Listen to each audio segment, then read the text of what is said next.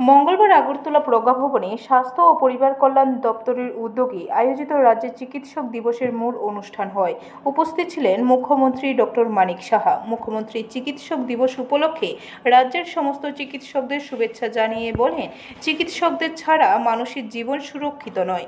মুখ্যমন্ত্রী বলেন, প্রায় 250 কোটি টাকা ব্যয় করে এজিএমসিতে সুপার স্পেশালিস্ট ব্লক তৈরি করা হয়েছে। মা ও শিশুর জন্য পিএম ডিভাইন থেকে অর্থ ব্যয় করে একটি হাসপাতাল হচ্ছে। পাশাপাশি সরকার আগরতলা আইএলএস হাসপাতালে সংলগ্নই 100 শয্যা বিশিষ্ট একটি চোখের হাসপাতাল নির্মাণ করার উদ্যোগ নিয়েছে। চিকিৎসার ক্ষেত্রে উন্নয়ন সম্ভব হচ্ছে কারণ ত্রিপুরায় শান্তির পরিবেশ স্থাপন করেছে বর্তমান সরকার। মুখ্যমন্ত্রী বলেন, রাজ্যের বহু ছেলে মেয়ে বিদেশে চিকিৎসা পরিষেবা দিয়ে চলেছে।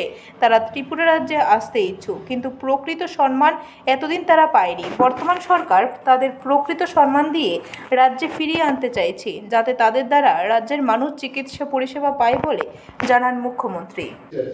যে মানুষের কি সুবিধা হবে আপনার এই কাউন্সিল করাতে?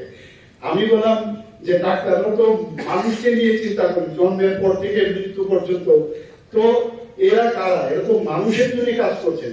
তো যদি ওদের এখানে এই সুযোগ সুবিধা, কারণ আগে কি হতো যে কারণ ওরা যদি এখানে রেজিস্ট্রেশন করে তবেই প্র্যাকটিস করতে পারবে।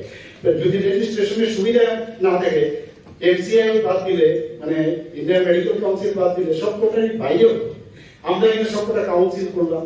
তো এখানে যখন এই রেজিস্ট্রেশন পাবে, তাহলে ওকে কিন্তু মানুষের জন্য কাজ করার জন্য সুযোগ দিলাম। তো আলটিমেটলি তো মানুষের জন্য আজকে এই যে ইয়েটা হলো, ইনোভেশনটা হলো, তাদের সেই লাভটা হবে। ব্যুরো রিপোর্ট, খবর ত্রিপুরা।